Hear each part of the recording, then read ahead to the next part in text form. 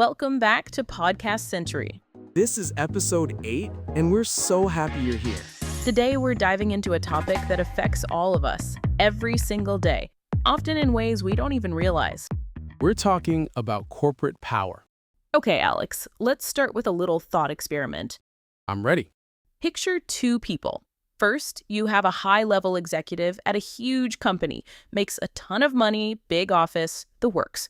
But his calendar is scheduled down to the minute by someone else, and he's constantly under pressure to hit targets he didn't set. Right. High income, but low freedom. Exactly. Now, picture a freelance artist. She makes a modest living, but she decides her own projects, sets her own hours, and answers only to herself. Okay, I see where you're going with this. Who has more power? That's the big question, isn't it? It forces us to ask, what does power actually mean? Is it just about the money in your bank account, or is it about control, influence, and the freedom to make your own choices? That's what we're exploring today. So let's just define it. When we say corporate power, most people immediately think of wealth. Yeah, like big revenue numbers and stock prices, but that's only a tiny piece of the puzzle. A very small piece. Real power is about influence. It's the ability to shape markets, to change how people think and behave, and even to influence laws and regulations. It's control. Control over resources, information, and opportunities. Money is a tool to get that control, but it's not the end goal. Exactly. It's not just what a company owns, but what it can do. And this power shows up in a few different ways. Let's start with the most obvious one, economic dominance. Okay, I see. Think about a company like Walmart. They are so massive that their decisions about what products to stock and at what price can literally make or break thousands of smaller suppliers. They control the supply chain. If Walmart wants a supplier to lower their price by 10%, that supplier doesn't have much choice but to agree. That's power. Right. And Amazon is another perfect example. They created the marketplace where millions of small businesses operate. They set the rules. They set the rules. And they compete with the sellers on their own platform. It's an incredible amount of economic leverage. Then there's technological influence. This one is huge in the 21st century. Definitely. You can't talk about this without mentioning Google. Of course, Google essentially controls the flow of information for a huge part of the world. The ranking of its search results can determine which businesses succeed and which fail. Yeah, what we see and what we don't see online. And then there's Apple with its hardware and software ecosystem. We'll get more into ecosystems later, but their control over the App Store is a massive form of technological power. Oh, for sure. They are the gatekeepers. The final type I want to touch on is cultural impact. This one is a bit softer, but maybe even more powerful. You're talking about the storytellers. Exactly. Companies like Disney or Netflix, they don't just sell products, they shape our stories, our values, and our cultural conversations. What a Disney movie teaches a child about heroes, villains, and dreams has a long-lasting impact that ripples through generations. That's a great point. It becomes part of our collective memory, and Netflix, by deciding which shows get made and promoted globally, can create worldwide trends overnight. Think about the Squid Game phenomenon. A perfect example. It wasn't just a show, it was a global event that influenced fashion, social media, and conversations everywhere. That's cultural power in action. So with all this power, there are obviously huge risks involved. Absolutely. The most classic risk is a monopoly, where one company has so much economic power, it can crush all competition and set whatever prices it wants. Right, which is why governments have antitrust laws, even if they're sometimes slow to act. Then there's the issue of data privacy. We've all heard stories about companies like Meta, formerly Facebook, and how they use our personal data. Good one. That data gives them incredible power to influence our behavior, from what we buy to how we think.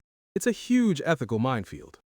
And we can't forget about labor issues, and now the growing risk of AI.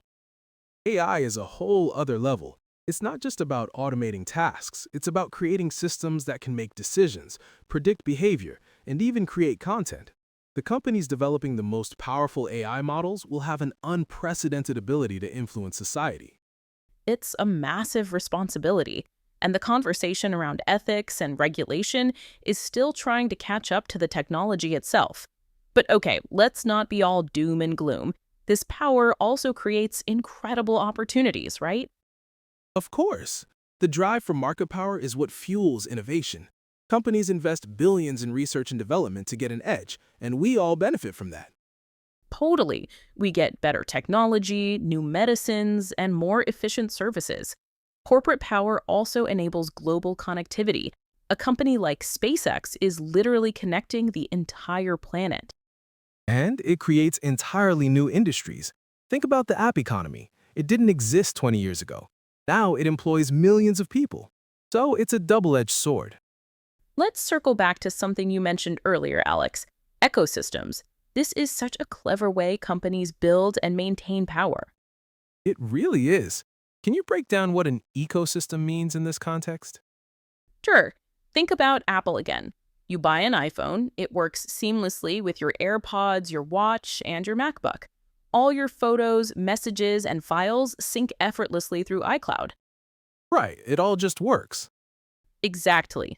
But the moment you consider switching to an Android phone, it becomes a huge pain. You might lose your apps, your data won't transfer easily, and it won't work with your watch. You're locked in. That's the ecosystem. It's convenient to stay and difficult to leave. Microsoft does the same thing with Windows and Office in the corporate world. It's brilliant from a business perspective, and it taps into the psychology of power. It builds trust and dependence. We start to trust that the ecosystem will take care of our needs, so we depend on it more and more. And that gives the company immense influence over our daily lives. They know our habits, our preferences, our connections. Which brings up a fun fact. Did you know that studies have shown that the average person touches their phone over 2,600 times a day? Wow, that is a lot. And each touch is likely within an ecosystem controlled by one of a handful of companies. That really puts it into perspective. So, looking ahead, where is all this heading? Well, as we touched on, AI is the big one. The race for artificial general intelligence is the new frontier of corporate power. The company that gets there first could reshape the global economy. Yeah, it's a modern-day space race. Totally. We're also seeing a shift in global power dynamics. For decades, American companies dominated. But now you have giants from China, like Tencent and Alibaba, building their own massive ecosystems and competing on a global scale. And new industries are emerging all the time. Think about renewable energy, biotech, or commercial space travel. The next generation of powerful companies might come from sectors that are still in their infancy today. The landscape is constantly changing. Here's another fun fact. In 1955, the life expectancy of a company on the Fortune 500 list was 75 years. Today, it's less than 15. That's wild. A powerful reminder that nothing is permanent. So for our listeners, especially students and young professionals just starting their careers, what are the key takeaways here? I think the first thing is to be intentional about where you work. Don't just look at the salary. Ask yourself, what kind of power does this company have, and how do they use it? Right. Is it a company that empowers its employees and customers, or one that locks them in? Does it create value for society or just for its shareholders? Also, think about your own skills. In a world dominated by these large systems, your personal power comes from your ability to adapt, learn, and create. Don't become overly dependent on one company's ecosystem. That's great advice. Be a creator, not just a consumer. Understand the platforms you use. Read the terms of service, or at least a summary.